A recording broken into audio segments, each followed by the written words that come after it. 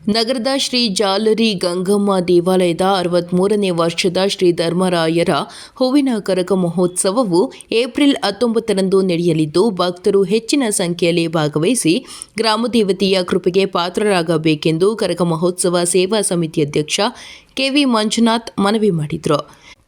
ನಗರದ ಪತ್ರಕರ್ತ ಭವನದಲ್ಲಿ ಭಾನುವಾರ ಗಂಗಮಾಂಬಾ ದೇವಿ ಕರಗ ಮಹೋತ್ಸವ ಸೇವಾ ಸಮಿತಿ ಹಮ್ಮಿಕೊಳ್ಳಲಾಗಿದ್ದ ಸುದ್ದಿಗೋಷ್ಠಿ ಉದ್ದೇಶಿಸಿ ಮಾತನಾಡಿ, ಏಪ್ರಿಲ್ 14ರ ಬೆಳಗ್ಗೆ 10ಕ್ಕೆ ಗಣಪತಿ ಹೋಮ, ಮಹಾಮಂಗಳಾರತಿ ಮೂಲಕ ಕರಗ ಮಹೋತ್ಸವಕ್ಕೆ ಚಾಲನೆ ದೊರೆಯಲಿದ್ದು, ಏಪ್ರಿಲ್ 15ರಂದು ಚಂಡಿಕಾ ಹೋಮ, ಜಾಲರಿ ಗಂಗಾದೇವಿ ಸಹಸ್ರನಾಮಾರ್ಚನೆ, 16ರಂದು ಕಳಶ ಸ್ಥಾಪನೆ, 17ರಂದು ಅಯ್ಯಪ್ಪ ಸ್ವಾಮಿ ದೇವಾಲಯದಿಂದ ಶ್ರೀ ಧರ್ಮರಾಯ ಸ್ವಾಮಿ ಅಸಿ ಕರಗ, 18ರಂದು ಗಂಗಾದೇವಿ ಜಾತ್ರಾ ಮಹೋತ್ಸವ, ಧರ್ಮರಾಯರ ಸಪ್ತ ಕಳಸ ಕರಗ ನಡೆಯಲಿದೆ ಎಂದರು. ಪ್ರಸ್ತುತ ನಾಡಿನಲ್ಲಿ ಜನ ಜಾನುವಾರು ಮಳೆ ಬೆಳೆಯೊಂದಿಗೆ ಸಮೃದ್ಧವಾದ ಜೀವನ ನಡೆಸಲೆಂದು ಹಾರೈಸಿ ಏಪ್ರಿಲ್ 19ರಂದು ಮಧ್ಯಾಹ್ನ 12ಕ್ಕೆ ಧರ್ಮರಾಯ ಸ್ವಾಮಿ ಮತ್ತು ದ್ರೌಪದಮ್ಮರ ಕಲ್ಯಾಣೋತ್ಸವ, ರಾತ್ರಿ 9ಕ್ಕೆ ಧರ್ಮರಾಯನ ಹೂವಿನ ಕರಗ ಮಹೋತ್ಸವವು ನಡೆಯಲಿದೆ ಎಂದು ಹೇಳಿದರು. ಕರಗ ವೀಕ್ಷಣೆ ತಮಿಳುನಾಡು, ಆಂಧ್ರ ಸೇರಿ ರಾಜ್ಯದ ನಾನಾ ಭಾಗಗಳಿಂದ ಸಾವಿರಾರು ಭಕ್ತರು ಭಾಗವಹಿಸಲಿದ್ದು, ನಗರ ಸೇರಿದಂತೆ ಸುತ್ತಲಿನ ಗ್ರಾಮಸ್ಥರು ಹೆಚ್ಚಿನ ಸಂಖ್ಯೆಯಲ್ಲಿ ಭಾಗವಹಿಸಬೇಕೆಂದು ಮನವಿ ಮಾಡಿದರು. ಈ ವೇಳೆ ಗೌರವಾಧ್ಯಕ್ಷ ವಿ. ಗಂಗಾಧರ ಮೂರ್ತಿ, ರಾಮು, ನಗರಸಭೆ ಮಾಜಿ ಸದಸ್ಯ ಮೊಬೈಲ್ ಬಾಬು, ಸುದರ್ಶನ್, ಗೋವಿಂದರಾಜು, ವೆಂಕಟಸ್ವಾಮಿ, ನಾಗಭೂಷಣ್, ರಾಜಣ್ಣ, ನಂಜುಂಡಾಚಾರಿ, ಸಿಎನ್ ಸತೀಶ್, ರಘು, ಹರ್ಷ, ಅರ್ಚಕರಾದ ರಾಮಕೃಷ್ಣ ಬುಚ್ಚಿ ಮತ್ತಿತರರು ಇದ್ದರು.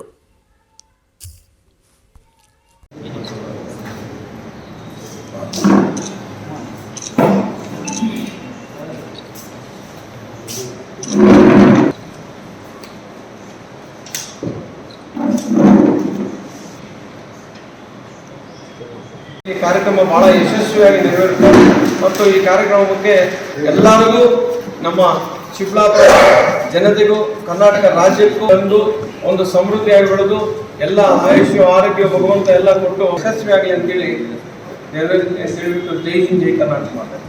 14/4/2025 ಅಂದರೆ ನಾಳೆ ಸೋಮವಾರ ಮೊದಲನೇದಾಗಿ ಗಣಪತಿ ಹೋಮ ಪ್ರಾರಂಭ ಆಗುತ್ತೆ. ಬೆಳಗ್ಗೆ 9 ಗಂಟೆಯಿಂದ 11 ಗಂಟೆಗೆ ಮುಕ್ತಾಯ ಆಗುತ್ತೆ.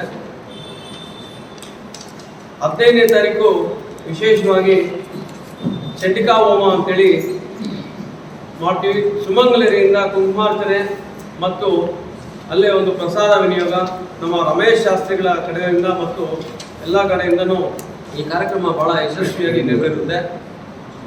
ಈ ಕಾರ್ಯಕ್ರಮ ಬಹಳ 9 ಗಂಟೆಗೆ ಕಾರ್ಯಕ್ರಮ ಶುರುವಾದರೆ ಮಧ್ಯಾಹ್ನ 12ರಿಂದ 12:30ವರೆಗೂ ಮಹಾಪ್ರಸಾದ ನಡೆಯುವವರೆಗೂ ಕಾರ್ಯಕ್ರಮ ಯಶಸ್ವಿಯಾಗಿ ನೆರವೇರುತ್ತೆ.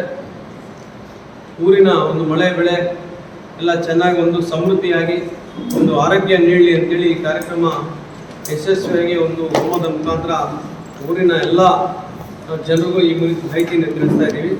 16ನೇ ತಾರೀಕು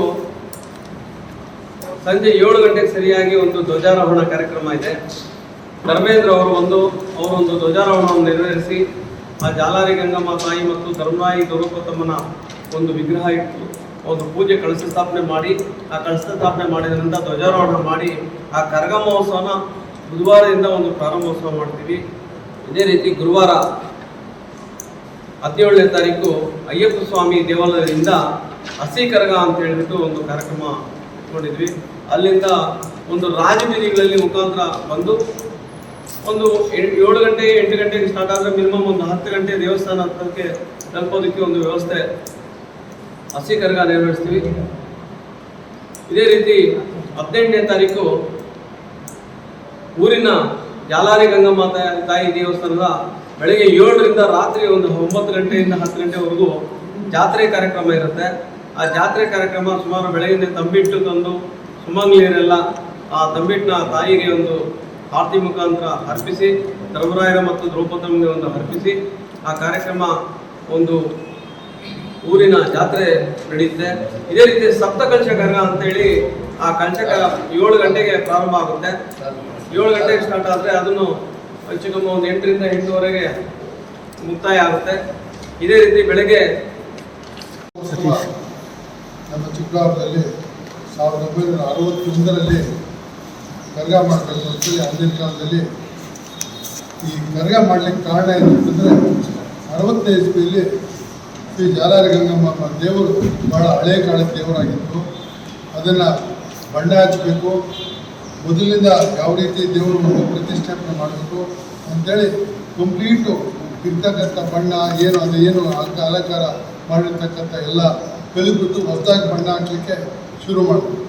ಆಗ ನಮ್ಮ ಶಾಸ್ತ್ರಿಗಳಂತ ಅವರೊಂದು ಪದ್ಧತಿ ಹೇಳ್ಬಿಟ್ಟು ಯಾವುದೇ ಒಂದು ದೇವರಿಗೆ ಪ್ರತಿಷ್ಠಾಪನೆ ಪ್ರಾಣ ಪ್ರತಿಷ್ಠಾಪನೆ ಕೊಡಬೇಕು ಅಂತಂದರೆ ಆ ದೇವರಿಂದ ಒಂದು ಕೆರೆಯಿಂದ ಒಂದು ತಂಬಿಟ್ಟಲ್ಲಿ ನೀರು ತಗೊಂಡು ಬಂದು ಒಂದು ಕಳಶ ಸ್ಥಾಪನೆ ಮಾಡಿ ಆ ದೇವರಿಂದ ಆ ಒಂದು ಏನು ಭಕ್ತಿ ಇರುತ್ತೋ ಆ ಶಕ್ತಿ ಆ ಕಳಶಕ್ಕೆ ಕೊಟ್ಟು ತದನಂತರ ದೇವರನ್ನು ಶಿಥಿಲ ಮಾಡ್ಬೋದು ಅಂಥೇಳಿ ಏನು ಅಂದಿನ ಪುರಾಣದಲ್ಲಿ ಹೇಳ್ತಾ ಇದ್ದಿಲ್ಲ ಸ್ವಲ್ಪ ಪುರೋಹಿತರು. ಅದ್ರ ಪ್ರಕಾರವಾಗಿ ಹೊಸಕೆರೆಯಿಂದ ಈ ಕಳಶ ತಗೊಂಡು 1961 ಕಳಶ ಯಾರು ತರಬೇಕು ಅಂದರೆ ಮದುವೆ ಆಗದೇ ಇರ್ತಕ್ಕಂಥ ಹುಡುಗ ಅಲ್ಲಿಂದ